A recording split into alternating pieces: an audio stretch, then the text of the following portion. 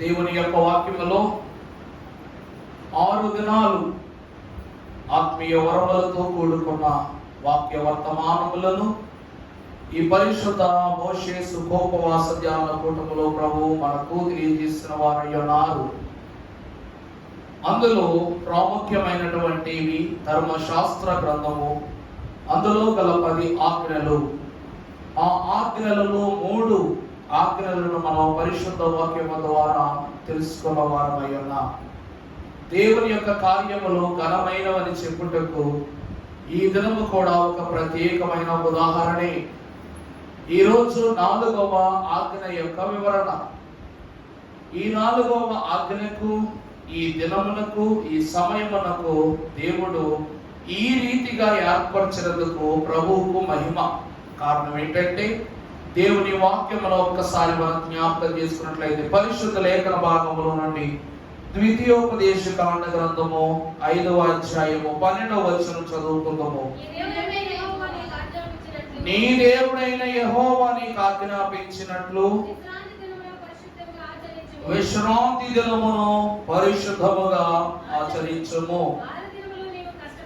6 దినములు నీవు కష్టపడి నీ పనంతయు నీవు చేయవలెను. 7వ దినము నీ దేవుడైన యెహోవాకు విశ్రాంతి దినం. దానిలో నీవైనా నీ కుమారులైనా నీ కుమార్తె అయినను, నీ దాసుడైనా నీ దాసి అయినా,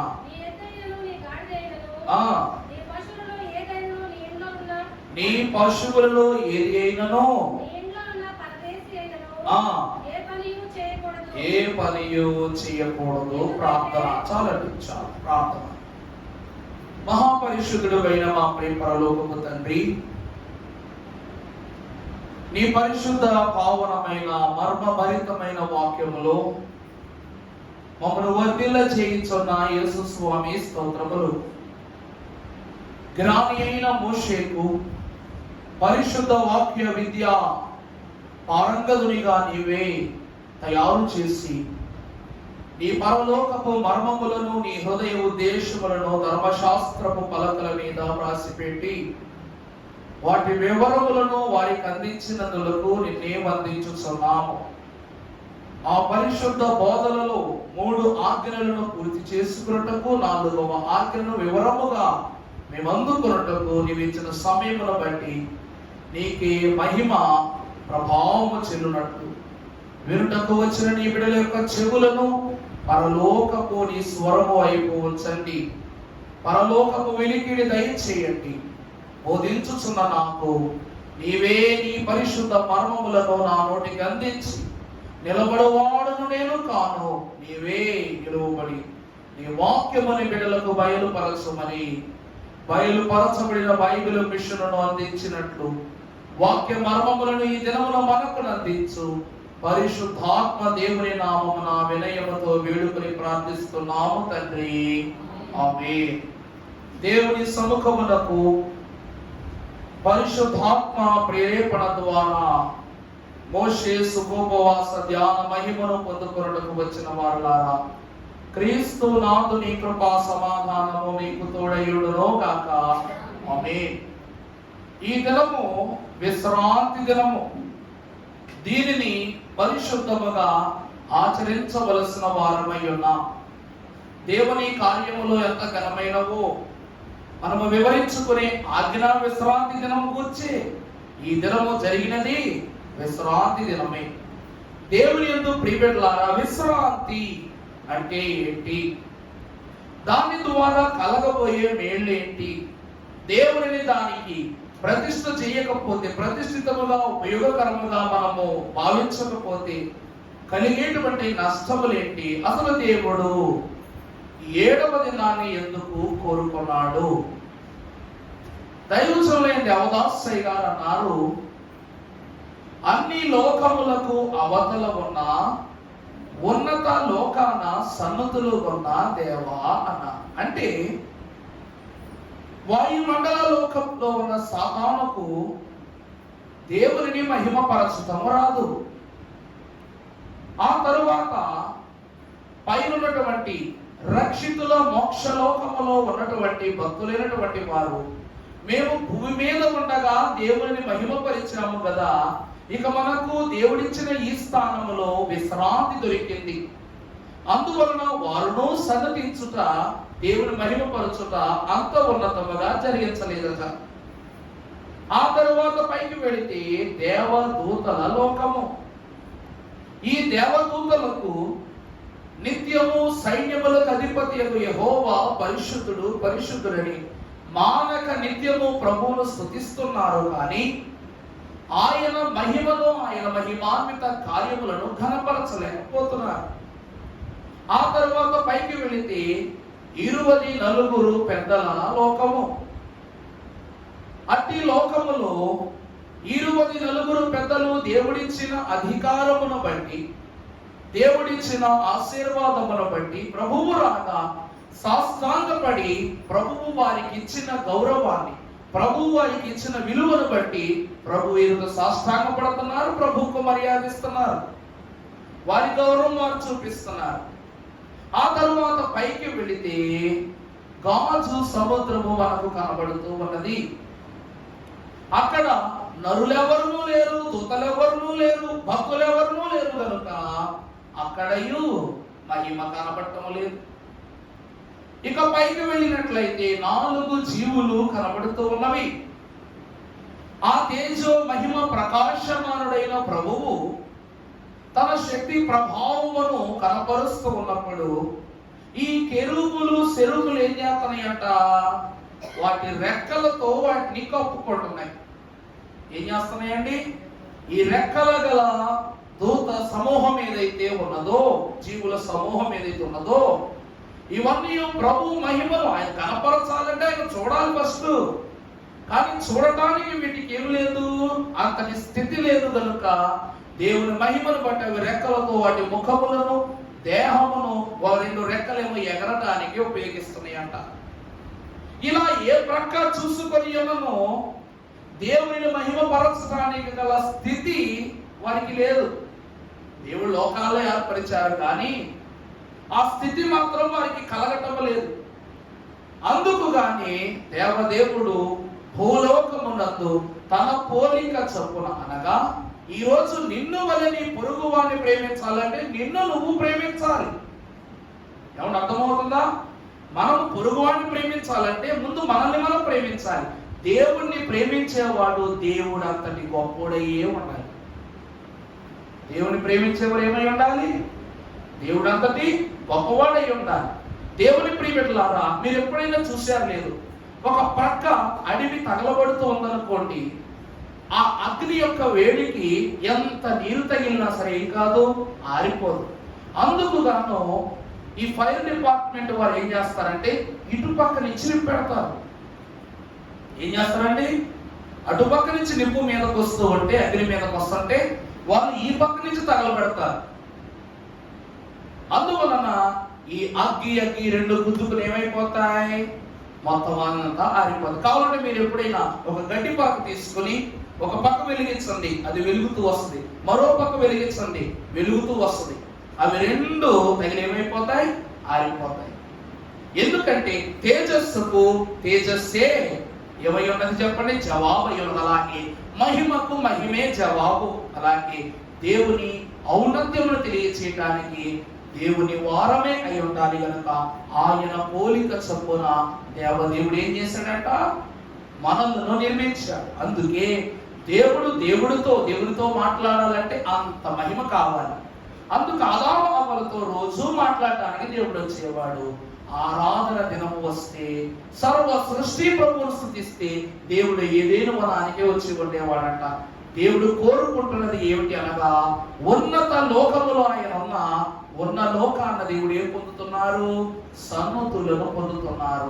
దేవుని ప్రియమిట్లారా, విశ్రాంతి దినము అనగా ప్రభువు మనతో కలిసి జీవించుట. ఏమిటండి? విశ్రాంతి దినం అనగా దేవుడు మనతో కలిసి జీవించుట. పరిశుద్ధ గ్రంథములో ఒక వచన భాగాన్ని మీకు తెలియజేస్తాను. మార్కు సువార్త 2వ అధ్యాయము 27వ వచనము మనము చదువుకుందాం. మరియు విశ్రాంతి దినము. చూడండమ్మా, విశ్రాంతి దినము మనుష్యుల కొరకు మాత్రమే నియమింపబడెను, కానీ మనుష్యులు విశ్రాంతి దినము కొరకు నియమింపబడలేదు. అందువలన విశ్రాంతి దినమునకు చాలండి. యేసు క్రీస్తు ప్రభువునందలి ప్రియబిడ్డలారా, దేవుని వాక్యం సెలవిస్తూ ఉంది. మార్కు భక్తుడు యేసు క్రీస్తు ప్రభు వారి శిష్యులలో ఏమై ఉన్నారు అంటే స్వస్థత సాక్షి అయి ఉన్నారు. ఈరోజు ఒక పాదిరిగా నేను నిలబడ్డా, మీ అందరికీ నేను ఒక్కొక్కరికి ఒక్కలా తోడుతాను. ఒకరికేమో అయ్యగారు బాగా ప్రార్థన చేస్తారనో, అయ్యగారికి బాగా వాక్యం చెప్తారనో, అయ్యగారు బాగా మాట్లాడతారనో, అయ్యగారు బాగా పాట పాడతారనో, అయ్యగారు బాగా వాయిద్యం వాయిస్తారనో, ఇలా ఒక్కొక్కరికి ఒక్కొక్క లక్షణం మీకు నచ్చుద్ది. అలా యేసుక్రీస్తు ప్రభు వారి శిష్యులైన అపోస్తలులకు కూడా మత్తయి మహాభక్తునికి దేవుని పుట్టుక నుండి ఆయన ఆరోహణము వరకు ఆయన చరిత్ర అంతా ఇష్టం, ఆయన జీవితం ఇష్టం.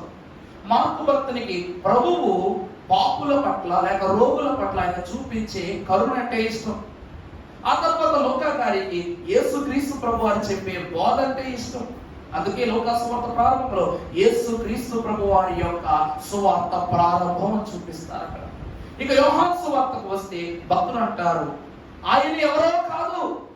యోహాను ఏమంటాడు, ఆయన ఎవరో కాదు, మీకు అందరికీ ఆయన వైద్యుడుగాను, సాక్షిగాను, లేక స్వస్థత చేసేవాడుగాను, లేక బోధ చెప్పేవాడు కనబడుతున్నారు. కానీ నాకు ఎలా కనబడుతున్నారంటే ఆయనే దేవుడు. ఆయన ఎవరమ్మా? ఆయనే దేవుడు అంటా ఉన్నారు. అంటే యోహానుకు అన్నీ ప్రభువులో ఇమిడి ఉండుట ద్వారా ఆయనే దేవుడై ఉన్నారని యోహాను భావించారు. ఇక్కడ మార్కు గారు ఏమని రాస్తూ ఉన్నారు, విశ్రాంతి దినము మీ కొరకు నియమింపబడినది, కానీ మీరు విశ్రాంతి దినము కొరకు నియమింపబడాల. ఈ వాక్యం అందరికీ చాలా విచిత్రంగా అర్థమవుతుంది.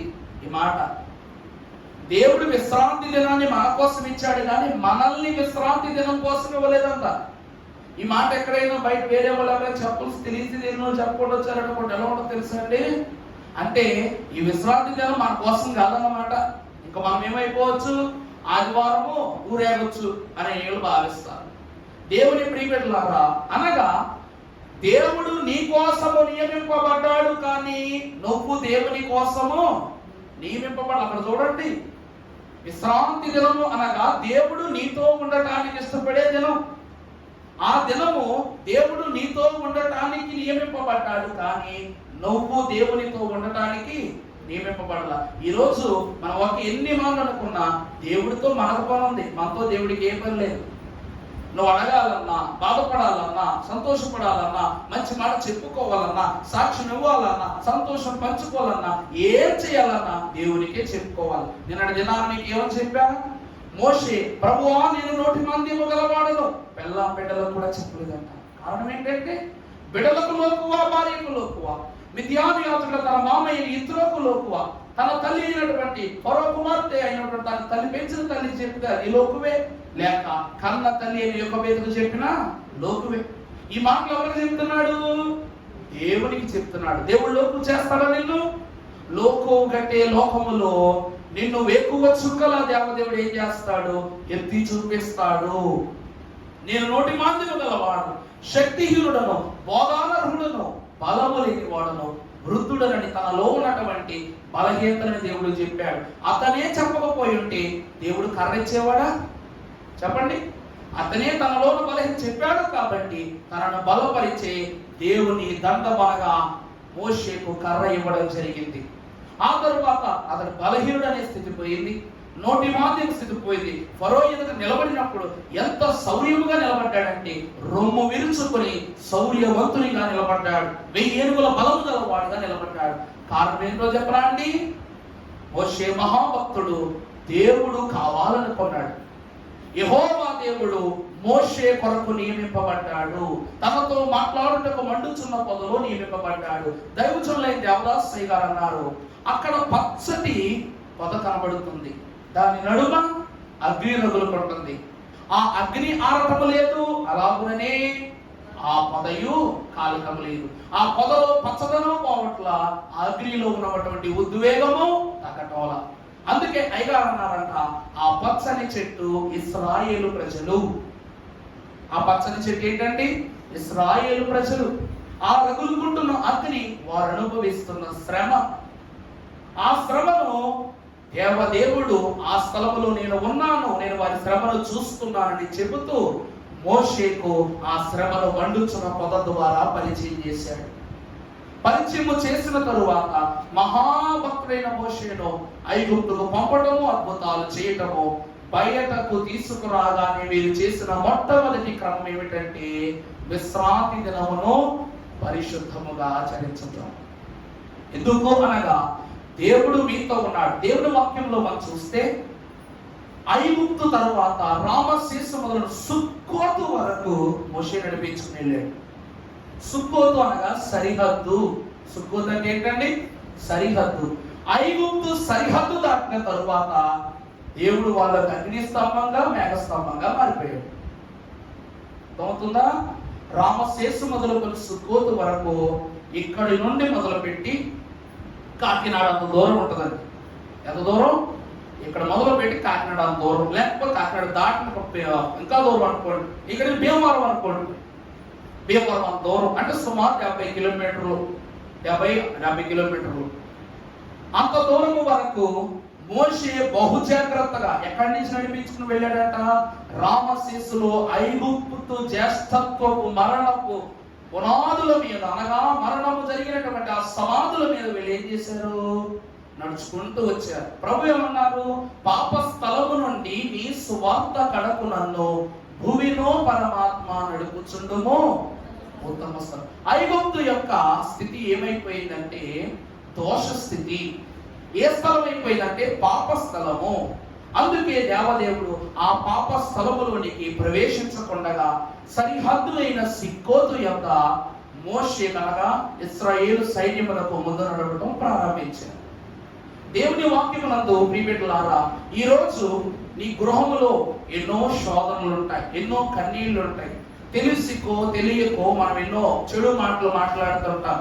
అందువలన కొన్ని పర్యాయములు ఆ యొక్క వాతావరణం బట్టి నువ్వు ప్రార్థించే ప్రార్థన నెరవేరవు. అందుకు కానీ దేవదేవుడు ఏమంటూ ఉన్నాడు? విశ్రాంతి దినమున పరిశుద్ధముగా ఆచరించుటకు గాను దేవునితో సహవాసము చేయుటకు ఆ సమయము నా సన్నిధిలో గడపమని ప్రభు చెప్తున్నారు. ఎందుకంటే అది ఆయన నీ దగ్గరకు రావటానికి ఏర్పాటు చేసుకున్న దినం. అంతేగాని నువ్వు ఆయన దగ్గరకు వెళ్ళటానికి కాదు. ఆయన నీ దగ్గరకు వచ్చారు అంటే ఆయన అంత దూరం నుంచి ఇంత దూరం వచ్చారు. నువ్వు నీ ఇంటి దగ్గర నుంచి కొంత దూరం రాలేవా? రాగలవా? నువ్వుతో చెప్పండి అమ్మా, నీకు మోసేలో 100 మంది ఉందా? రాగలవు కదా. దేవుడి ప్రియబిడ్డల ఈ రోజు సంఘాన్ని చూడగానే మనసు నిండుగా అనిపించింది, చాలా నిండుగా అనిపించింది. ఎందుకంటే సంస్కార దినం మాత్రమే కదా వస్తున్నారు. ఆ ఒక్క దినము చాలా నిండుగా ఉంటుంది. కొన్ని దినాల్లో సంస్కారం అయిపోయింది కదా, మరలా సంస్కారం రోజే మనం కనబడాలి. విందు పుచ్చుకోవడం ద్వారా నెలంతా విందు పుచ్చుకున్నామని ఆనందం ఉంటుందేమో కానీ ఆశీర్వాదం ఉండదు. బండి ఫుల్ ట్యాంక్ పెట్రోల్ చేయించుకున్నా నువ్వు తిరిగేటువంటి వాహనం ఉపయోగించే దాన్ని బట్టి ఫుల్ ట్యాంక్ కూడా ఎంటీ ట్యాంక్ అయిపోతుంది. అలాగే ప్రభు యొక్క రక్తము నీలో ఉన్న శుద్ధిని, నీలో ఉన్నటువంటి సిద్ధిని స్థిరపరచడానికి, మరలా నీ ఫ్యూయల్ ట్యాంక్ నిలబడాలంటే మరలా వారానికి నువ్వు ఏర్పాటు చేయబడాలి. నువ్వు దేవుని దగ్గరికి రావాలి.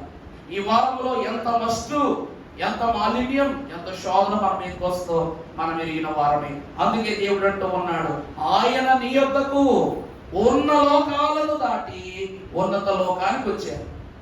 నువ్వు ఉన్న వీధి దాటి ఆయన సన్నిధిలోనికి రాలేకపోతున్నావు. రావాలి అని దేవుని యొక్క వాక్యం తెలియజేస్తూ ఉంది. మరొకటి మీరు చూసినట్లయితే పరిశుద్ధ గ్రంథముల నుండి యెహెజ్కేలు గ్రంథం 20వ అధ్యాయం 11వ వచనము చదువుకుందాం. చదువుమా మైక్ తీసుకో. యెహెజ్కేలు గ్రంథం 20వ అధ్యాయం 11వ వచనం. వారికి నా కట్టడలను నియమించి నా విధులను వారికి తెలియజేసితిని. ఎవడైనా వాటిని అనుసరించని ఎడల వాటిని బట్టి బ్రతుకును మరియు యెహోవానగు నేనే వారిని పవిత్రపరచు వాడినని మధ్య దేవుని యందు ప్రియబిడ్డలారా, విశ్రాంతి దినము అనగా నియమింపబడినది. నిన్ను పవిత్రపరిచే దినాన్ని ఏ దినం అంటారు? ఈరోజు పగలంతా పనిచేసి గృహం చేరగానే మనసు సలపరచడానికి ఒక వేడి టీ తాగానే ముందు టెన్షన్ రిలీఫ్ అవుద్ది.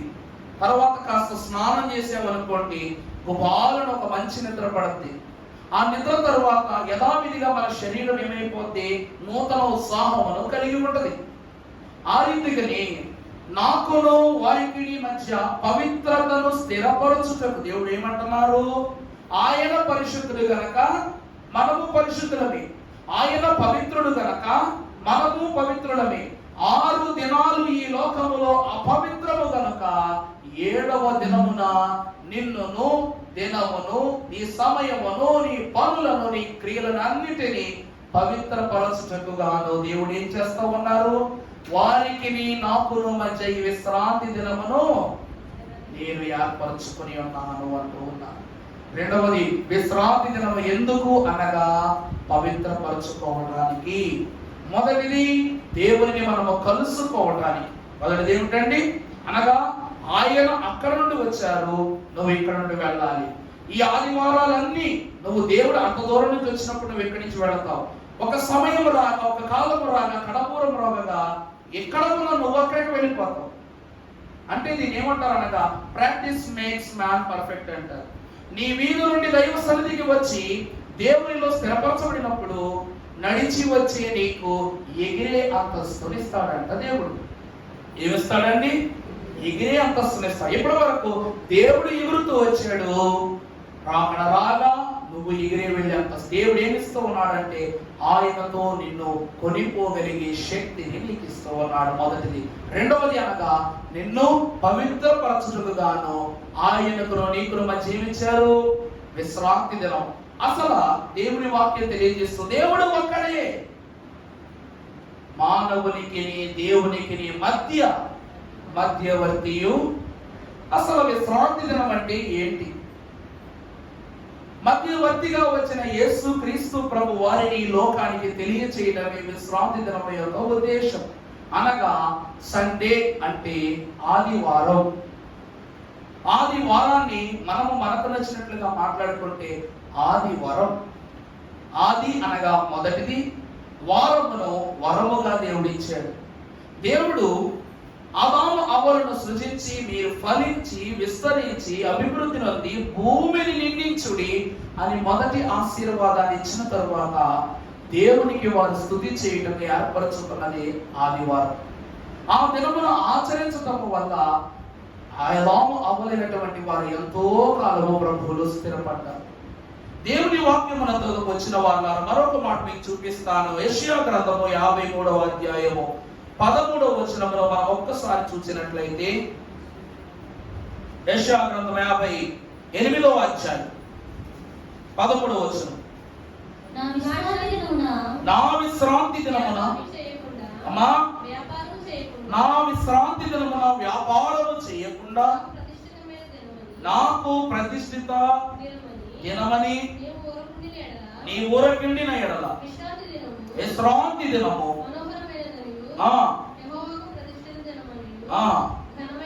ఘనమైనదనియు అనుకొని దాని ఘనముగా ఆచరించిన ఎడల, బాగా చూడడం, నీకిష్టమైన పనులు చేయకయు వ్యాపారము చేయకయు లోకవార్తలు చెప్పుకొనకయు ఉండిన ఎడల. ఒక్కసారమ్మా ఈ మాట అందరి చేత చదివించమ్మా ఆచారం. వచ్చిన కింద 14 వచ్చినప్పుడు చదవండి. ఆనందించదు దేశము యొక్క ఉన్నత స్థలముల మీద నేను నిన్ను ఎక్కించదను, నీ తండ్రి అయిన యాకోబు స్వాస్థ్యమును నీ అనుభవములో ఉంచెదను యెహోవా సెలవిచ్చిన వాక్కు ఇది. దైవజనులు అయితే అవదాసయ్య గారు అన్నారు, సృష్టి యావత్తునకు నీవే వింత సృష్టిగా ఏర్పడినావు అన్నారు. కారణం ఏమిటో తెలుసా అండి? యాకోబు మహాభక్తుడు, గొప్ప భయస్థుడు. యాకోబు ఎవరమ్మా? గొప్ప భయస్థుడు. జ్యేష్ఠుడైనను భయస్థుడయ్యాడు. ఇక్కడ యాకోబుకు కలిగిన సంతానములో ఆఖరి వాడు యోసేపు గారు, చిన్నవాడు. కానీ ఉన్న కుమారులందరిలో యోసేపును యాకోబు ఎందుకు ప్రేమించాడు తెలుసా? తన అన్న ద్వారా తన జ్యేష్ఠత్వమును పొందుకున్న తరువాత తనకు చాలా మంది బిడ్డలు జన్మించాక, యోసేపు జన్మించక ముందు కుమారులు ఉన్నారు చూడండి, వీరందరితోనూ ప్రతి దినము తప్పించుకుని బ్రతికేవాడు పాపం యాకోబు గారు. అంటే తను ఒక దొంగగా ముద్రించబడ్డాడు. తను కన్న బిడ్డలను ఆ నింద మోయవలసి వచ్చింది, తన భార్య ఆ నింద మోయవలసి వచ్చింది. అందుకు గాని యాకోబు మహాభక్తుడు తన కుటుంబమైన వారిని నది దాటించి, ఎబ్బోకురేవు దాటించి, తను ఈవలగా ఉండి ఆ శ్రమలను ఎదుర్కొన్నటకు యెహోవా సహవాసాన్ని పొందుకున్నాడు. పొందుకొని అన్నప్పుడు తను బేతేలు స్థలము ఎదుట తలరాయిగా మార్చుకున్న కొన అంచు నుండి తనకు దర్శన భాగ్యంలో దేవుడు కనపరిచాడు. నిజానికి కలల మహారాజు యోసేపు గారు. కానీ ఆ కలల వరమును ఎవరి ద్వారా ప్రభు అనుగ్రహించారంటే, పరలోకములకు భూలోకములకు మధ్య నిచ్చెన అనే వరాన్ని యాకోబు ఎప్పుడైతే చూచాడో ఆ తరువాత నుండి యాకోబు యొక్క భాగ్యం ఎలా మారిపోయిందంట? ఇశ్రాయేలుగా మారిపోయింది. ఆ తరువాత పుట్టిన వాడే యోసేపు గారు. అలా జన్మనెత్తిన తరువాత యాకోబునకు వచ్చిన ఆ దర్శన వరమే యోసేపు గారికి గర్భమునందు దేవుడు అనుగ్రహించాడు. అదొక అందుకే చిన్న కుమారుడు అంటే ముద్దు. దేవుని వాక్యములో చూస్తే అతని జన్మము ద్వారా సర్వలోకమునకు మేలు కలిగింది. యేసుక్రీస్తు ప్రభువు జన్మను బట్టి మనకి ఏం కలిగింది? మేలు కలిగింది. ఆమె యొక్క కుమారుని కనును అతడే ప్రజలను, ఈ సర్వ సృష్టి యందు కలిగిన ప్రజల యొక్క పాప భారముల నుండి, శోధనల నుండి, శ్రమల నుండి ఆయనే తప్పించును గనుక ఆయనకు యేసు అని పేరు పెట్టబడింది. ఆ రీతిగానే యాకోబును తన శోకము నుండి, దొంగ అనే ముద్ద నుండి తప్పించి ఇశ్రాయేలుగా దేవుడు మార్చిన తరువాత కలిగిన సంతానమే యోసేపు గనుక దేవుడు యోసేపునకు తన వరాన్ని అనుగ్రహించాడు. అనగా పరలోకపు దర్శనాలను చూసే వరాన్ని అనుగ్రహించాడు. ఇక్కడ మనము చూసినట్లయితే దేవుని వాక్యం సెలవిస్తూ ఉంది, యాకోబు ఎక్కడకు వెళ్ళినా దేవుడు విడిచిపెట్టల. అక్కడ చదవబడినటువంటి మాటలు యెషయా గ్రంథములోని 58వ వచనంలో 58వ అధ్యాయంలో భక్తుడు 14 తెలియజేసి ఏమని? నీవు యెహోవా యందు ఆనందించదవు, దేశము యొక్క ఉన్నత స్థలముల మీద నేను నిన్నెక్కించదను, నీ తండ్రి అయిన యాకోబు స్వాస్యమును నీవు అనుభవములో. దేవుని ప్రియమిత్రులారా, అందుకు గాని యాకోబు స్వాస్థ్యముగా దేవదేవుడు ఏతాములో 70 ఈత చెట్లు 12 నీటి ఊటలను అనుగ్రహించినట్లుగా దేవుని వాక్యం సెలవిస్తూ ఉంది. యోసేపు గారిని దేవుడు ఎక్కడొచ్చాడు? ఐగుప్తు దేశము యొక్క ప్రధానునిగా చేశాడా లేదా? ఏ అన్నలైతే ప్రక్కకెట్టేశారో, ఏ అన్నలైతే గొడ్డులో పడేశారో, ఏ అన్నలైతే అమ్మేశారో ఆ అన్నలకు ఆఖరిగా ఈ తమ్ముడి ఆధారం అయ్యాడు. దేవుని యందు ప్రియబిడ్డలారా, ఎందుకనగా దేవుని యందు ఆనందించిన వాడు దేవుని క్రమమును తప్పక దేవుని భయభక్తులను పెరిగి దైవ విశ్వాసమును చెదరగొట్టుకొనక దేవునిలో సాగాడు. విషయం చెప్పాలంటే పొతీఫరు భార్య యోసేపును మోహించినప్పుడు అతడు దేవుని యందు దేవుని వైపు చూస్తే అన్నాడు, ప్రభువా, వ్యభిచరించుటకు సాతాను, వ్యభిచారములకు లాగటానికి సాతాను నా యజమాను భార్యను నా మీద ఉసుకొలుపుతోంది, నన్ను రక్షించని ఆమెను విడదీసుకుని పారిపోయాడు. ఆమె చెడు నడతలోనే ఉన్నదని గ్రహించిన యోసేపు తన యజమానికి ఏం చెప్పాలా, ఎక్కడ నిజమో తెలుస్తుందోనని పొతీఫరకు సందేశాన్ని తెలియజేసి అతడిని కారాగారంలో వేయించింది పొతీఫర్ భార్య. అలా వేయించిన తరువాత ఆమె పాప క్రియలను బట్టి యోసేపులో ఉన్న నిజాయితీ, అతనిలో ఉన్నటువంటి విశ్వాసము, ఆ నమ్మకమైన సేవ ఎరిగిన పోతీఫరు అతనికి ఏ ఆటంకము లేకుండా అతడిని ఏమాత్రం బాధించడం అతను అర్థమైన వాడు కనుక దేవుడే నీ యందు ఉన్నాడని సెలవించిన ఆ తరువాత ఫరో యొద్ద నిలువబడిన యోసేపునకు ప్రధానమంత్రి పదవిని ఇచ్చారు, మంత్రిగా మార్చబడ్డాడు. అంటే ఐగుప్తు దేశము యొక్క ఉన్నత స్థలములో దేవుడు ఎవరిని ఉంచాడు? యాకోబును ఉంచాడు. అంటే ఐగుప్తులో దేవుడిని స్తుతించాలనే గొప్ప అంతస్తు యోసేపుకే దేవుడు ఇచ్చాడు. ఎవరికి ఇచ్చాడండి? యోసేపుకే దేవుడు ఇచ్చాడు. కారణం ఏమిటో చెప్పమంటారా? విశ్రాంతి దినమును ఆచరిస్తే దేశము యొక్క ఉన్నత స్థలములో నేను ఉంచుతానన్న దేవుని వాక్యం అందుకు వచ్చిన వాళ్ళ ఈ దేశంలో ఉన్నతమైన స్థలములో ఎవరెవరు ఉన్నారో చెప్పమంటారా? మనం ఈ రోజుకి చెప్పుకుంటాం బిల్ గేట్స్ క్రిస్టియనే, బిల్ గేట్స్ క్రిస్టియనే. ఇంకా చూస్తుంటే ఫేస్బుక్ ఫౌండర్ మార్క్ జకర్బర్గ్. ఈ రోజుకి ఎంత ఎందుకంటే పేర్లు ఎందుకు మనం అంటాంగా, తెల్లోళ్ళు మన మీద తొక్కారు తొక్కారు తొక్కారు అని బ్రిటిష్ వారి పడుతుంటాంగా ఉంటాంగా. ఆ బ్రిటిష్ వారికి దేవుడు ఎంత జ్ఞానం ఇచ్చాడో ఈరోజు మనం తిరిగే రైళ్లు వాళ్ళే వేశారు, కోర్టులు వాళ్ళే కట్టారు, పోలీస్ స్టేషన్లు వాళ్ళే కట్టారు, విమానాశ్రయాలు వాళ్ళే కట్టారు. ఆధునిక నైపుణ్యత నాగరికతలు వారే నేర్పిన వారే ఉన్నారు. ఎందుకంటే ఈ దేశము పైన వారిది ఆధిపత్యం అయింది. వారి దేశంలో ఈరోజు ఏమై ఉన్నా, ఈరోజు అప్పట్లో వారు ఇక్కడికి వచ్చి మనకు ఉపాధి కల్పించారు. ఇప్పుడు ఇక్కడి నుంచి వేరే దేశాలకు వెళ్ళి మనం ఏం చేస్తాం? వారి దగ్గర ఉద్యోగాలు చేస్తాం. అంటే వారు ఎత్తులో ఉన్నారా కింద ఉన్నారా? మన విద్య ఆ దేశంలో గొప్ప చేస్తుంది మనల్ని. అంటే నువ్వు దేవుని అనుసరించదని బట్టి వారు ఎలా ఉన్నా, ఎక్కడ ఉన్నా, ఏమై ఉన్నా దేవుని భయాన్ని కలిగి ఉన్నారు వారు. ఈరోజు మనం చూడలేని విషయాలు ఏదో వీడియోలో అట్లో చూపించేస్తూ ఉంటారు. ఇలాగే ఇది అలా హింసించారు, ఇలా హింసించేవారిని. హింస పొందినోడు చెప్పాలన్నమాట, హింసింపబడిని మనం చెప్పకూడదు. ఎందుకంటే ఈరోజు ఆ రక్షణ భాగ్యమును దేవదేవుడు మనకు కనపరుస్తూ ఉన్నారు. కారణం ఏమిటంటే దేవుని సన్నిధిలో విశ్రాంతి క్రమంగా ఆచరిస్తే దేశపు ఉన్నత స్థలముల మీద దేవుడిని వచ్చినాడు. ఇది 3వ ఆశీర్వాదం. 4వ వచ్చినప్పుడు పరిశుద్ధ గ్రంథములో నుండి లూకాసు సువార్త 4వ అధ్యాయం 16వ వచనం. తరువాత ఆయన తాను పెరిగిన నజరేతునకు వచ్చెను. తన వాడుక చొప్పున సమాజ మందిరంలోనికి వెళ్ళి చదువుటకై నిలుచుండగా ప్రవక్త అయిన యెషయా గ్రంథము ఆయన చేతికి ఇయ్యబడెను. ఆయన గ్రంథము విప్పగా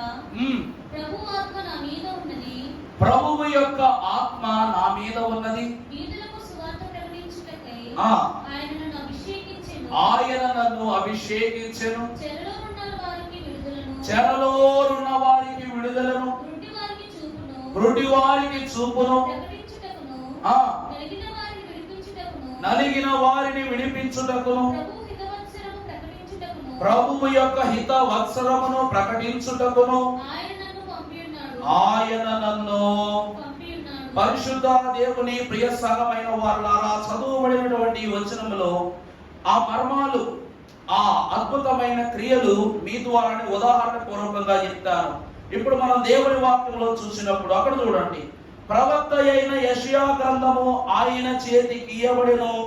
ఆయన గ్రంథమును విప్పగా ప్రభువు ఆత్మ ఎమదకి నా మీద ఉన్నది అని రాయబడింది. ఈరోజు దేవుని సన్నిధిలో రాగానే ఒక కొత్త వాతావరణాన్ని మనం గమనిస్తాం, ఒక కొత్త నడవడికను మనం అలవర్చుకుంటాం. ఇలాగే ఉండాలి, దేవునికి ఇలా ఉంటేనే ఇష్టం. నీ గృహములో మన ఇష్టాలను నెరవేర్చుకునే మనము దేవుని యొద్దకు రాగానే దేవుని ఇష్టానుసారముగా దేవుని ఇష్టమునకు మనం ఏమై ఉంటాం? కట్టుబడి ఉంటాం. ఇది మొదటిది. ఇక రెండవది చూస్తే, పేదలకు సువార్త ప్రకటించుటకై ఆయన నన్ను అభిషేకించాడు. దైవజనులు అన్నారు, నువ్వు వాక్యాన్ని చూస్తే వాక్యం నిన్ను చూస్తుందంట. నువ్వు వాక్యాన్ని చూస్తే వాక్యం నిన్ను చూస్తుందంట. నువ్వు లోకాన్ని చూస్తే లోకము నిన్ను చూస్తుందంట. అలాగే దేవుని వాక్యంలోకి వస్తా, నీకు చదవటం వస్తేలే లేకపోతేలే పర్వాలా, కానీ వాక్యాన్ని నువ్వేం చేయాలి? తెరిచి చూడాలి. భక్తుడైనటువంటి సమూయేలు గారు తన జీవితమునందు దేవుని సన్నిధిలో 6 దీపాలను వెలిగిస్తున్న మహాభక్తుడయ్యారు. పరిశుద్ధ గ్రంథములో మనము చూసినప్పుడు అతడు ఆ గ్రంథమును భక్షించెను అనే మాట మనం చూస్తూ ఉన్నాం. అలాగే అతడు నోరు తెరవగా ఆ గ్రంథములో నేను అతనికి తినిపించితిని అనే మాట కూడా మనం చూస్తున్నాం. దేవుని వాక్యం వద్దకు వచ్చిన వారులారా, మనం ఎప్పుడైతే దేవుని వాక్య గ్రంథాన్ని తెరిచి ఉంచుతామో అప్పుడు దేవుని ఆత్మ, అదే గ్రంథం పరిశుద్ధ గ్రంథం, అందులో ఉన్న పరిశుద్ధత అంతయు ఆత్మగా నీ మీదకు వస్తుందట. ఇలా నీ మీదకు వస్తే ఏం అద్భుతాలు జరుగుతాయి? ఏమండి, దేవుని సన్నిధిలోనికి వచ్చి వాక్యాన్ని విపులముగా చూడటం వలన నీకు ఏ అద్భుతాలు జరుగుతాయి? ఇప్పుడు అదే వచనంలో కంటిన్యూ చేయమా మాటలో, ఆయన నన్ను అభిషేకించను. అక్కడి చదువు, చెరలోనున్న వారికి విడుదలను. చాలు.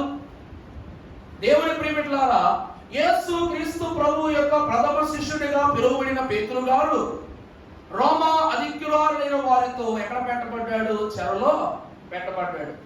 అప్పుడు ఈ చెరలో పెట్టబడిన పేతురు కోసం సంఘమందరూ కూడా ఎక్కడ ప్రార్థన చేశారట? దేవుని మందిరములో ప్రార్థన చేయగా అప్పుడు వీరి ప్రార్థన దేవుని సన్నిధికి వెళ్ళింది. దేవుడు దూతను పంపించారు చెర దగ్గరికి. దూత వచ్చింది, చెరసాలను పేతురు విడిపించింది. మరలా పేతురు సంఘం యొద్దకు వచ్చి ఏం చేశాడంట? అందరూ కలిసి ప్రార్థన చేశారు. అంటే దేవుని సన్నిధిలో నీకేమన్నదంటే చెరలో నుండి విడిపించే శక్తిని దేవుని సన్నిధిలో దేవుడు నీకు అనుగ్రహిస్తున్నాడు. మొదటి ఉదాహరణ. తరువాత గ్రుడ్డివారికి చూపును. చాలండి. దేవాలయమునందు యేసుక్రీస్తు ప్రభువారు దైవిక బోధ చేస్తూ ఉన్నప్పుడు ఎన్ని అద్భుతాలను చేశారో మీకు తెలుసు. గ్రుడ్డివారికి, కుంటివారికి, చెవిటి వారికి, వికలాంగులైన ప్రతి ఒక్కరికి స్వస్థిస్తూ ఉన్నారు. మొన్నటి దినాన్ని మీకు చెప్పాను, దేవుడు గుడ్డి వాళ్ళకి ఎందుకు చూపునిచ్చాడు, చెవిటి వాళ్ళకి ఎందుకు వెనికిండిచ్చాడు, కాళ్ళు లేని వారికి ఎందుకు కాళ్ళనిచ్చాడు, కుష్ఠ రోగులను ఎందుకు ముట్టుకున్నాడంటే దేవుడు ఆశ అక్కడికి వచ్చిన ప్రతి ఒక్కరు అనుకున్నారు. ఏంటి తెలుసా? ప్రభువా, నాకు కళ్ళు రాగా మొదటి నిన్ను చూడాలి అనగా దేవుని చూడాలని ఆశపడే వారికి దేవుడు నేత్రాలు ఇస్తాడు. ఈ రోజు ఒక పాట ఉంటది, కంటికి కనబాడని వెన్నీయో, చెవికి వినబాడని వెన్నీయో, కంటికి కనబాడని వెన్నీయో, చెవికి వినబాడని వెన్నీయో, హృదయ గోచరము కాని వెన్నీయో, ఎరుక పరచితి వినాకయ్యా, హృదయ గోచరము కాని వెన్నీయో, ఎరుక పరచితి వినాకై. ప్రభు యేసు నా రక్షక, నొసగు కన్నులు నాకు నిరతాపు, నిన్ను చూడా. దేవుణ్ణి చూడాలి అంటే క్రీస్తును చూడాలి. ఆ క్రీస్తును చూడడానికి ఆ నేత్రాలు. రెండవదిగా దేవుని మాటలను మనం ఎప్పుడు వినాలి అనగా ఆత్మ సంగములతో చెప్పుచున్న మాట చెవి గలవాడు వినుగాక. ప్రతి తన విశ్వాసగా చెప్పిన ప్రతి ఒక్కరూ దేవుని మాటలు వినాలి కాబట్టి వినికిడి ఇచ్చారు ప్రభు. ఇక మూడవది చూస్తే కుంటికి కాళ్ళు ఇచ్చారు. ఈ దినమున దేవుని ఆత్మ కొరకు, దేవుని పని కొరకు పరిగెత్తిన వాడి రేపటి పరలోకము కొరకు అడుగు వేస్తాడు కాబట్టి దేవుడు కుంటికి కాళ్ళని ఇచ్చారు. ఇక కుష్ఠ రోగులు అంటారా, వారి లోకానికి అవసరం లేదు. కుష్ఠ రోగులు ఎవరికి అవసరం లేదు? లోకానికి అవసరం లేదు. అందుకే వాళ్ళు ఊరు చివర పాడేశారు. ఇక మీరు వేరు, మేము వేరు, మీ బ్రతుకు వేరు, మా బ్రతుకు వేరు. అంటే లోకము వారు వేరు చేసింది కాబట్టి పరలోకము వారు స్వీకరించింది. లోకము వేరు చేసింది. వీరికి ధర్మశాస్త్రం వర్తించదు, ధర్మశాస్త్ర విధులు వర్తించవు, ధర్మశాస్త్ర క్రియలు వర్తించవు, ధర్మశాస్త్రం నడిపబడే ఏ నిపుణమైనటువంటి ఆజ్ఞ వారి పనిచేయదు. కాబట్టి వారు ఏం చేస్తున్నారంట, వారన్నిటికీ ఏమై ఉన్నారు, హేయమై ఉన్నారు. అందుకే బయట విసిరేస్తారు వాళ్ళని. అటువంటి వారికి కృపాశాస్త్రము చేయించి ధర్మశాస్త్రమును అనుసరించడం. ఒక భక్తులు అంటే యోహాను గారు అంటారు 3వ పత్రికలో ఏమంటారంటే, ఈ ధర్మశాస్త్రము కలిగిన ఆజ్ఞలలో అబద్ధం ఉన్నదంటాడు ఆయన. ఏముంటదంటండి? అబద్ధం ఉంటుంది. ఎందుకంటే అందులో ఉన్న ప్రతి ఆజ్ఞ దేవుడు చెప్పారు, కానీ లోకము దాన్ని అబద్ధంగా మార్చేస్తుంది. అందుకే ఈ ధర్మశాస్త్రాన్ని క్లుప్తముగా మనము దైవిక తలంపుతో నెరవేర్చుకోవాలంటే దైవ సన్నిధికి రావాలి. వాక్యం ఊరికే చెప్తారా? రానున్న దినాల్లో AI అనేటువంటి ఆర్టిఫిషియల్ ఇంటెలిజెన్స్ వాడుకలోకి రాగానే రోబోట్లు చెప్తాయి వాక్యాలు. రోబోట్లే. అప్పుడు ఇంకా సంఘం ఎవరు ఉండరు. ఇప్పటికీ మీరు చూస్తే విదేశాల్లో చాలా మంది వారికి ఉన్నటువంటి ఉద్యోగాలకు రిజిగ్నేషన్ పెట్టి వచ్చేస్తున్నారు. కారణం ఏంటంటే పరికరాలు తయారు చేయాలంటే మిషన్లు, పరికరాలు అమ్మాలంటే మిషన్లు. ఈరోజు ఆన్లైన్ ఆర్డర్స్ వచ్చేసినాయి. ఈరోజు మనము వెళ్ళి కొనుక్కు తెచ్చుకునే వస్తువులు చాలా తక్కువ. ఆన్లైన్లో ఏదైనా పెద్ద వస్తువు కావాలంటే ఆర్డర్ పెడతాం, ఇంటికి పెట్టుకొని డెలివరీ చేసేస్తున్నారు.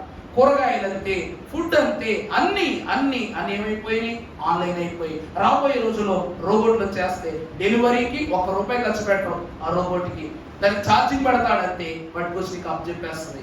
అలా వారు గొప్పవాళ్ళు అయిపోతారు. లేని వారు ఇంకా ఏమైపోతారండి, కిందకు వెళ్ళిపోతారు. అందుకే ప్రియులారా, వాక్యము కూడా కనుమరుగైపోద్ది. అందుకు కానీ ఈ దినమే నువ్వేం చేసుకోవాలి, నీ క్రియలన్నీ దేవుని ఎదుట కనపరుచుకోవాలి, దేవునితో సహవాసాన్ని బలపరుచుకోవాలంటూ ఉంది. ఒక మాట మనం చూసినట్లయితే యోహాను సువార్త 5వ అధ్యాయం 16వ వచనం మనం చదువుకున్నప్పుడు అప్పుడు ఒక మాటను భక్తులు యోహాను గారు తెలియజేస్తున్నారు. ఈ కార్యములను యూదులు యేసును హింసించరు. చాలమ్మా దేవుని ప్రియబిడ్డలారా, ఈరోజు ఆదివారం అంటే ఎంతవరకు బాధో బయట. ఆదివారం అంటే ఎంతమందికి బాధ తెలియదా? ఎంతమందికి బాధ? ఆ ఆలయానికి వెళ్ళారు, స్వస్థ వచ్చిందంట, బాధ బయట వాడికి. ఆలయానికి వెళ్ళాడు, శ్రమ తగ్గిపోయింది, బాధ. ఆ ఆలయానికి వెళ్ళారు, ప్రార్థన చేసుకున్నారు, వారి జీవితము మునుపట్ల లేదు, చూస్తే బాధ. అంటే దేవుని క్రియలు జరగటం వలన, ఇది ఇప్పటి మాత్రమే కాదు, దేవాలయంలో దేవుడు ఎన్ని అద్భుతాలు చేశాడు మన వాక్యంలో చూసాం. ఈ విశ్రాంతి దినమున అద్భుతాలు దేవుని క్రియ జరిగించడం వలన యూదులు ప్రభువుని ఏం చేశారంట, హింసించారంట. ఎందుకు హింసించారు కూడా చదువమ్మా. అయితే యేసు, నా తండ్రి ఇది వరకు పని చేయుచూ ఉన్నారు, నేను చేయుచున్నానని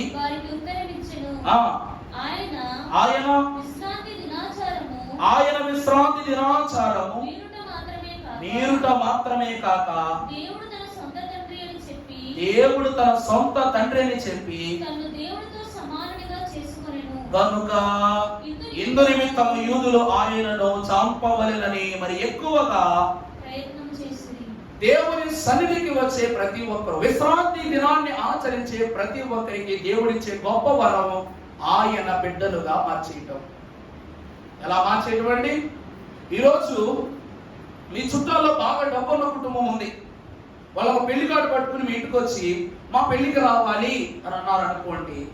అప్పుడు మీ దగ్గర ఉన్నటువంటి చీరల్లోనో బట్టల్లోనో ద కాస్ట్లీయెస్ట్ శారీ బయటికి తీస్తాం, ద కాస్ట్లీయెస్ట్ జ్యువెలరీ బయటికి తీస్తాం. ఎప్పుడు బండి మీద ఆటో మీద వెళ్ళడానికి ప్రయత్నం చేసే మనం ఖచ్చితంగా ఏ కారో మాట్లాడుకుంటాం. ఎందుకు చెప్పండి అమ్మా, ఎందుకు? వారి ముందు మన హోదా తగ్గకూడదు కనుక. అలాగనే ఈ లోకములో 6 దినములు లోక హోదాకు మాత్రమే పరిమితమైన నీ జీవితము దేవుని యొద్దకు రాగానే క్రొత్త హోదాను సంపాదించుకుంటది. నీ వస్త్రములో మార్పు, నీ తలంపులో మార్పు, నీ ఉనికిలో మార్పు, నీ మాటలో మార్పు, నీ చూపులో మార్పు. అన్ని ఎవరి కోసం? దేవునితో సమానముగా నువ్వు ఉండటానికి ఏం చేస్తా ఉంటావు? ప్రయత్నం చేస్తావు. ఉంటావా? చేయవా? పరిశుద్ధుని చేసి నీ వరములు దయచేసి. అంటే ప్రభు యొక్క ప్రవర్తన ఎలా ఉందో నీ ప్రవర్తన అలా ఉండాలి. ప్రభు యొక్క తలంపు ఎలా పనిచేస్తుంది, తలంపు అలాగే ఉండాలి. ఆయన ఆలోచన నెరవేరాలంటే నువ్వు ప్రభువులా ఉండాలి. అంటే దేవుని వాక్యం ఏమంటుంది, యేసు క్రీస్తు ప్రభు వారు విశ్రాంతి దినాచారము చేయటం వలన ఆయనకు దేవుడు ఏ హోదా ఇచ్చారంటే, ఎంతటి గొప్ప హోదా ఇచ్చారంటే, నేనే దేవుని కుమారుడను, ఆయనతో సమానుడను చెప్పుకునేంత హోదా ఇచ్చారు. అది లోకానికి ఏమవ్వలేదు, నచ్చలేదు. అంతే కదా అక్కడ రాసిన మాటకు అర్థం. మనుష్య కుమారుడు ఆదివారం అనగా విశ్రాంతి దినాచారము చేయటను బట్టి ఏమైందట, చదవమ్మా 18వ వచనం. ఆయన విశ్రాంతి దినాచారము నీరుట మాత్రము గాక దేవుడు తన సొంత తండ్రి అని చెప్పి తను దేవునితో సమానుడిగా చేసుకున్న గనుక ఇందు నిమిత్తమే యూదులు చంపవలన మరింత ప్రయత్నము యేసుక్రీస్తు ప్రభు వారే సెలవిస్తున్నారు.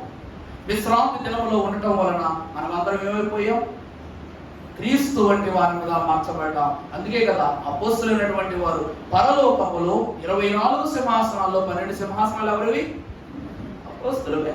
పరలోకపు పునాదుల మీద వారి పేర్లు రాయబడ్డాయి. కారణం ఏమిటి అంటే వారు క్రీస్తును బట్టి 3.5 సంవత్సరాలు, వాళ్ళు ఎంతకాలం ఉన్నారమ్మా, వారి జీవితం అంతా చూసుకుంటే 3.5 సంవత్సరాలు క్రీస్తుతో ఉన్నారు. క్రీస్తు తర్వాత ఏ సమయమున దేవుని యొక్క విశ్రాంతి దినాన్ని వారు మీరలేదు. ఈరోజు సైకాలజీ పుస్తకాల్లో ఒక మాట ఉంటుంది, ఏమిటంటే 40 రోజులు ఒక పనిని మనం ప్రాక్టీస్ చేస్తే అంట, ఒక 40 days మనం ఒక పని ప్రాక్టీస్ చేస్తే పాత అలవాట్లు పోయి కొత్త అలవాట్లు వస్తాయంట. అది కూడా చాలా పట్టుదలగా చేయాలను. అందుకే మనం కూడా 40 దినాలు దేవుని చిత్తశుద్ధితో మనము దేవుని సన్నిధిలో నిలబడ్డాం అనుకోండి, ఇక తర్వాత దినాలు మనకు కష్టంగా ఉంటాయా? మోషే మహాభక్తుడు ఉన్నాడు, ఎవరో ఎందుకు, ఆయన ధ్యానాలు చేసుకున్న మోషే భక్తుడు ఉన్నాడు. మొదటిసారి కొండ ఎక్కునప్పుడు అలిసిపోయి ఉన్నాడా? శ్రమ పడి ఉంటాడు, శోధన పడి ఉంటాడు, ఆగుంటాడు, ఒగుర్చి ఉంటాడు, అలసటతో ఆగిపోయి ఉంటాడు. కర్ర సహాయముతో అయ్యా ప్రభువా నాయన అంటూ నొప్పు పాటలు పడుతూ ఎక్కుంటాడు. కానీ కొండ దిగిన తరువాత 40 దినాలు ఆయన అనుభవం మారిపోయింది, ఆయన ప్రవర్తన మారిపోయింది, ఆయన శరీరానికి ఉన్న సత్తువు మారిపోయింది. తర్వాత రెండోసారి ప్రభు పర్వతం మీదకి రామన్నప్పుడు అయ్య బాబాయ్ ప్రభు అలానా అని అన్నాడా? ఉదయకాలమే ప్రభు చెప్పగలను, రేపొద్దున బయలుదేరి కొండ మీదకి రావాలనగానే వేకువ జామునే కొండ ఎక్కేశాడు. అంటే 40 దినాలు దేవునితో ఉండడాన్ని సంపాదించుకున్న అనుభవంగా మార్చుకున్నాడు. సైకాలజీ పుస్తకాలు కూడా ఎవరెవరో గొప్ప గొప్పలు రాయలా, వాక్యాల్లో తీసి రాసిన మహానుభావులే. ఈరోజు మనం ఇదిగో చర్చిలో ఈ లైట్లు వెలిగించుకుంటున్నాం. ఈ లైట్ కనిపెట్టిన అతని పేరేంటి? Thomas Alva Edison. Edison bulb అంట. ఈ ఎడిసన్ అంట చిన్నప్పుడు స్కూల్కి వెళుతూ ఉన్నప్పుడు ప్రతి టీచర్ తిట్టేదని పాపం. కారణం ఏంటంటే మీ పిల్లలు అందరు పిల్లల్లో ఉండట్లా, మీ పిల్లలు అందరు పిల్లల్లాగా చదవట్లా, అందరు పిల్లల్లాగా ప్రవర్తించట్లా అని అన్నమాట. అలాగా వాళ్ళ తల్లిట పాపం ఇలా అందరూ అదే మాట అంటూ ఇంగ్లీష్ స్కూళ్ళు మార్చేదంటూ, ఏ పిల్లవాడితో కలిసేవాడు కాదు, ఏ చదువులోనూ ముందు స్థాయిలో ఉండేవాడు కాదు, అందరు పిల్లల్లో బ్రతకడానికి ఇష్టపడేవాడు కాదంట. అప్పుడు ఇక ఏ స్కూల్లో జాయిన్ చేసుకోమంటే పిల్లాన్ని ఇంటికి తీసుకొచ్చేసిందంట అమ్మ. తీసుకొచ్చేసి ఆ పిల్లాడు వాళ్ళ అమ్మ దగ్గర కూర్చొని, అమ్మ ఎందుకమ్మా నన్ను అందరూ దూరం పెడుతున్నారు, నేనేమైనా తప్పు చేశానా, నేనేమన్నా అంటరాని వాడనా, నా బిడ్డ బాధపడుతుంటా తల్లి అందంట. నాన్న నువ్వు అందరిలాంటి వాడు కాదు, అందరికీ కావలసిన వాడు కూడా కాదు అందంట. అప్పుడు వాళ్ళమ్మ హోంవర్క్ చేసుకోమని చెప్పి బిడ్డకు చెప్పగానే బిడ్డ హోంవర్క్ చేసుకుంటూ ఉన్నాడు. అప్పుడు లైట్లు లేవు, దీపం ముట్లే కదా ఆ కాలంలో. తను హోంవర్క్ చేసుకుంటూ ఉంటే ఒక గాలి వేగంగా వచ్చి ఆ దీపం మారిపోయింది. దీపం మారిపోయేసరికి ఆ రాత్రంతా ఆ దీపపు జ్యోతితో చదువుకోవాల్సిన బిడ్డ చీకట్లో ఏమీ కనబడలేకపోగా అంటే ఆ రాత్రి తను చేసుకోవాల్సిన హోంవర్క్ కూడా చేయలేకపోయాడు. పగలే లేచి ఇంకా రాత్రి అంతా నిద్ర పట్టగా పగలే మెలకువల పిల్లాన్ని చూసి అమ్మ అందంట, అంటే అప్పుడు అమ్మ ఈ చీకటి ఎందుకు కలిగింది అని చెప్పేసి అంటే వెలుగు రావటానికి అందంట. వెలుగు ఎందుకు కలిగింది అంటే వెలుగులో మనుషులు జీవించటానికంట. మరి వెలుగు నిరంతరము ఎందుకు ఉండదు అంటే అప్పుడు ఆ తల్లి చెప్పిందంట, దేవుడు ఎవరి పక్షాన ఉంటే వారికి వెలుగు అని చెప్పిందంట. అప్పుడు ఈ కుమారుడు తన తలంపులో ఎన్నో ఆలోచనలు కలిగించుకొని దేవుడు ఈ లోకానికి పొద్దున్నే సూర్యుడు రాగా తన ఒక్క చూస్తూ ఉన్న పిల్లాడు అనుకుంటున్నాడంట, దేవుడు ఈ భూమంతటికి వెలిగిస్తున్నాడు, నేను నా ఇంటికి వెలిగించుకోలేనా? ఈ భూమంతటికి నీ దేవుడు ఒక రోజు వెలిగిస్తున్నాడు, నేను ఒక రాత్రి వెలిగించుకోలేనా అని ఆ బిడ్డ ఏం చేశాడంట, మొదలు పెట్టాడంట ప్రయత్నం చేయటం. 1 కాదు, 2 కాదు, 3 కాదు, 432 పర్యాయాలు ఫెయిల్ అయిపోయాడు. 436 పర్యాయం ఏం చేశాడు చెప్పండి, బల్బు వెలిగింది. ఈరోజు ఇంట్లో బల్బు పెట్టుకుని గృహం ఉందా? వెలుతురు చూడని గృహం ఉందా? కరెంటు పోతే మనకు ముందు కావాల్సింది లైటే. ఈ లైట్లు నిలబెట్టుకోవడం కోసం, ఈ ఫ్యాన్ నిలబెట్టుకోవడం కోసం ఇన్వర్టర్ అని బ్యాటరీ బ్యాకప్ కూడా పెట్టుకుంటాం. దానికి కారణం ఎవరంట? ఆ థామస్ ఆల్వా ఎడిసన్. అప్పుడు వాళ్ళ అమ్మన్న మాట నిజమే అయింది, నువ్వు ఈ లోకానికి కావలసిన వాడవు కాదు. అంతెందుకు, ఫోన్, గ్రహం బెల్ కనిపెట్టిన ఫోన్ కూడా అలాంటిదే. దేవుడు ఆకాశముడు అబ్రహాముతో మాట్లాడాను, ఇస్సాకుతో మాట్లాడాను, యాకోబుతో మాట్లాడాను. దేవుడు ఎక్కడో ఉండి మాతో మాట్లాడుతున్నప్పుడు పక్కూరులో ఉన్న వారితో మేము మాట్లాడలేమా అని గ్రహం బెల్ ఫోన్ కనిపెట్టాడు. ఈరోజు ఫోన్ ఎత్తగానే మీరు అనే మొదటి మాట ఏంటండి, ఏమంటాం? హలో అంటాం. హలో అంటే అర్థం ఏంటో తెలుసా? ఏమిటి? ఆయన. హలో అంటే అర్థం ఏంటంటే ఆ గ్రహం బెల్ యొక్క ప్రియురాలి పేరు. ఆ గ్రహం బెల్ ప్రియురాలి పేరేంటి? హలో. అతను కనిపెట్టగానే ప్రతి ఒక్కరూ ఆమె పేరును చెప్పుకోవాలని ఫోన్ ఎత్తగానే ప్రతి ఒక్కరు హలో అనేలాగా ఈ యొక్క మొత్తం తరాలన్నింటినీ మార్చేశారు. దేవుని ప్రియమిట్లా చక్కబెట్టి చెప్తున్నాను, మీరందరూ ఎవరో తెలుసా? క్రైస్తవులే. ఎడిసన్ క్రైస్తవుడే, గ్రహం బెల్ క్రైస్తవుడే, కార్స్ కనిపెట్టే వేరే వేరే దేశస్తులు, గొప్ప గొప్ప వారు అందరూ క్రైస్తవులే. అలాగని వేరే వారి సాధితులే చెప్పట్లేదండి. ఈరోజు క్రైస్తవ విశ్వాసము దేవుని యందు నమ్మిక ఉంచటం వలన దేవుడు వారు ఉన్నతమైన స్థానాల్లో ఉంచుతున్నాడు. దేవుని వాక్యం ఎంతకు వచ్చిన వాళ్ళ రాకరి ఒక వచనాన్ని చూపిస్తున్న వాక్యాన్ని ముగిస్తాను. పరిశుద్ధ గ్రంథములో నుండి లేవికాండం 23వ అధ్యాయము 3వ వచనము.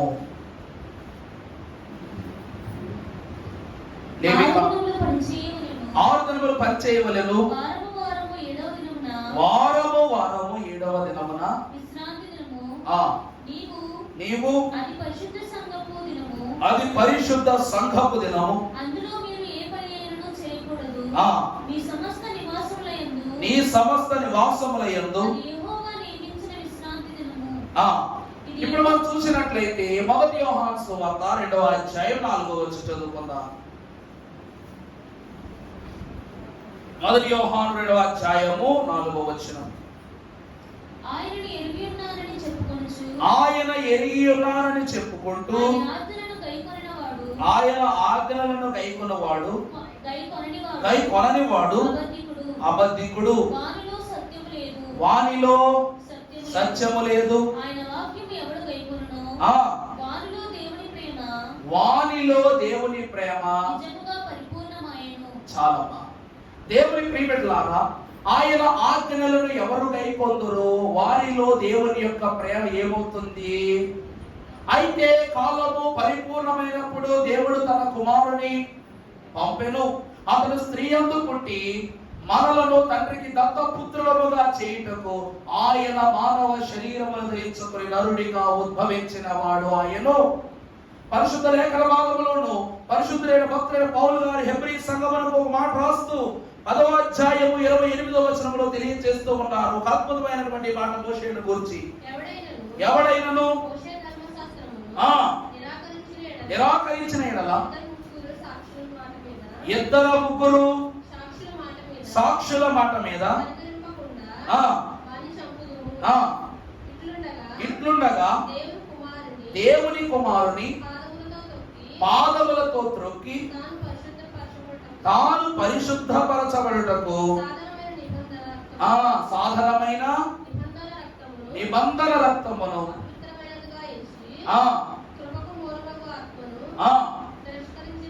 తిరస్కరించిన వారు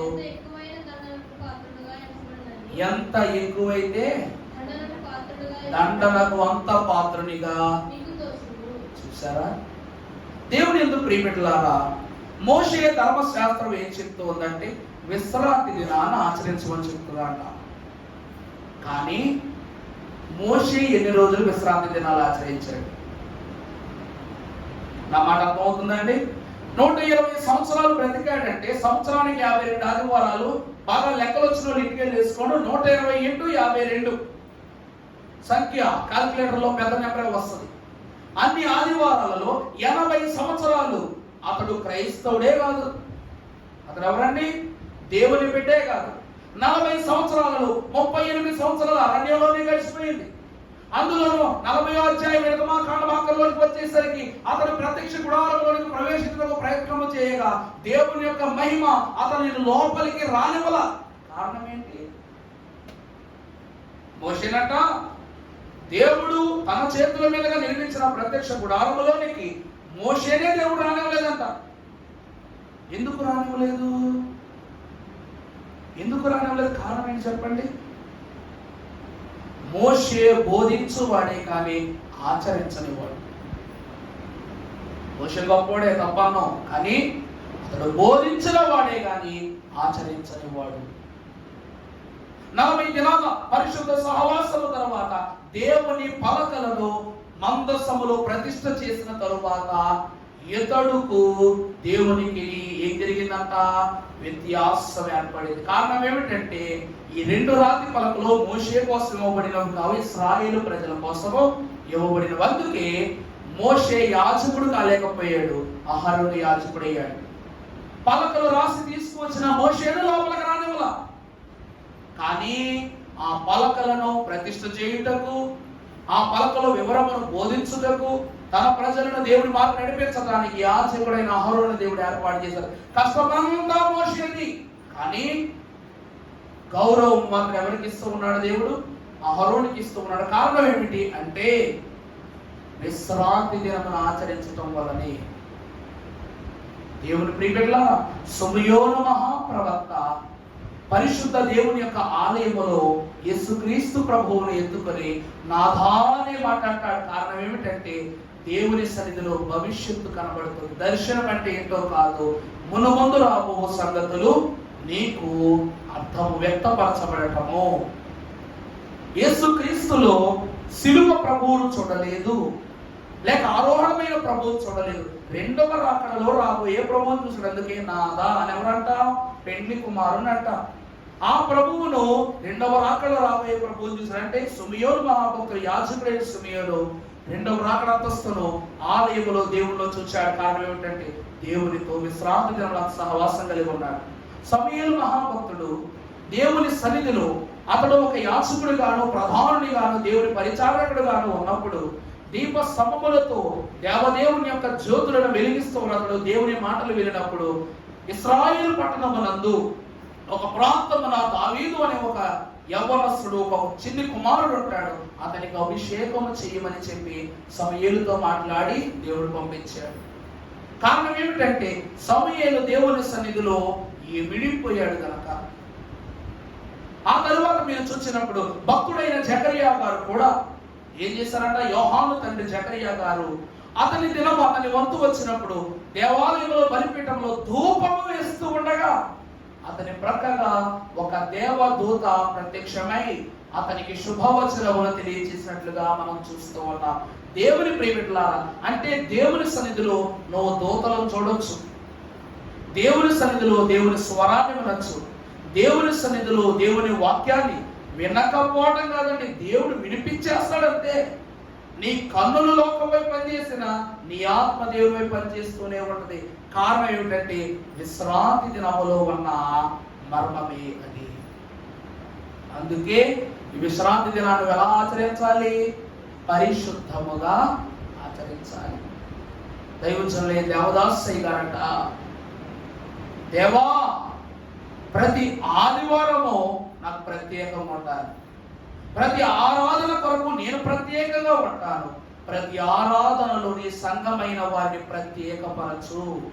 ఈరోజు ఒకరిని చూస్తున్నా రేపు ఇద్దరు చూడాలి, ఇద్దరు చూస్తున్నా నలుగురు చూడాలి, నలుగురు 8గా 8 16గా 16 32గా 32 44గా విస్తారమైపోవాలి. నాయన నీ మిషన్ ఏం ప్రార్థన చేసేవారంట. ఈరోజు మిషన్ ఏమైపోయింది? లక్షలాది మంది విశ్వాసులతో వైభవముగా వెలిగిపోతూ ఉంది. కారణం ఏమిటంటే బైబిల్ మిషన్ వారికి విశ్రాంతి దినం అంత ప్రత్యేకం, అంత ప్రత్యేకము. అందరూ ఆచరిస్తారు, కానీ మన ఆచరణలో ఒక కట్టుబాటు ఉంటుంది. రాగానే 3 ఒక స్తుతి పాట, ఒక ఆరాధన పాట, రెండవ రాకడ సంఘారోహణ పాట పాడతాం. 3 పాటలు పాడి తర్వాత ఆరాధనలో మొదటి స్తుతి ప్రార్థన, తర్వాత మన పాపములు ఒప్పుదల, ఆ తరువాత విశ్వాస ప్రమాణము, వాక్యం ఇచ్చిన తండ్రికి స్తుతి, వర్తమానము, సమర్పణ, ఆ తరువాత సాక్ష్యము, ఆ తరువాత ముగింపు. ఇన్ని క్రమాలు ఎవరికైనా ఉంటాయా? నో. పాటవుగానే వాక్యం ఎత్తేస్తారు, పాటవుగానే క్రమం చేసేస్తారు, పాటవుగానే వెంటనే కానుక సమర్పణ చేసేస్తారు. దేవుడి స్వయముగా క్రమాన్ని అలవర్చి మనకిచ్చారు. మరి ఎంతటి అద్భుతమైన విశ్రాంతి దినమున దేవుని ఆచరణలో మనం ఉండటం భాగ్యము కనుక ఈ దినము మనము దేవుని కనపరిచిన ఈ ఆరాధన మహిమయ్యి రాను దినములో గొప్ప ప్రత్యేక స్థితిని మనకు దేవుళ్ళు అనుగ్రహింపజేసి క్రీస్తు ప్రేమలో క్రీస్తు రక్షణలో పాలి భాగస్వామయ్యే ధన్యత త్రిత్వ దేవుడు కూడి వచ్చిన మనందరికీ దయచేయునుగాక. ఆమేన్. పరిశుద్ధ స్తోత్రములు. ఈ కొద్ది మాటలు మీరే మాలు ఫలింప చేయండి.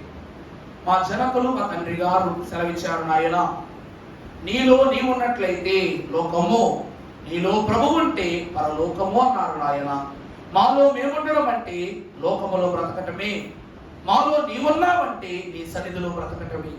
ఆ బ్రతుకును ఆ అలవాటు మీరు మాకు దయచేసి ఈ దినము విశ్రాంతి దినములో ఉన్న పరిశుద్ధత, విశ్రాంతి దినము ద్వారా ఇచ్చే భాగ్యము, విశ్రాంతి దినములో ఉన్నటువంటి ఔన్నత్యము, విశ్రాంతి దినముతో వచ్చేటువంటి సంతృష్టి నీవే మాకు అనుగ్రహించమని యేసు నామమున మిక్కిలి ప్రతిఫలాన్ని వేడుకొనుచున్న మా ప్రియ పరలోకపు తండ్రి.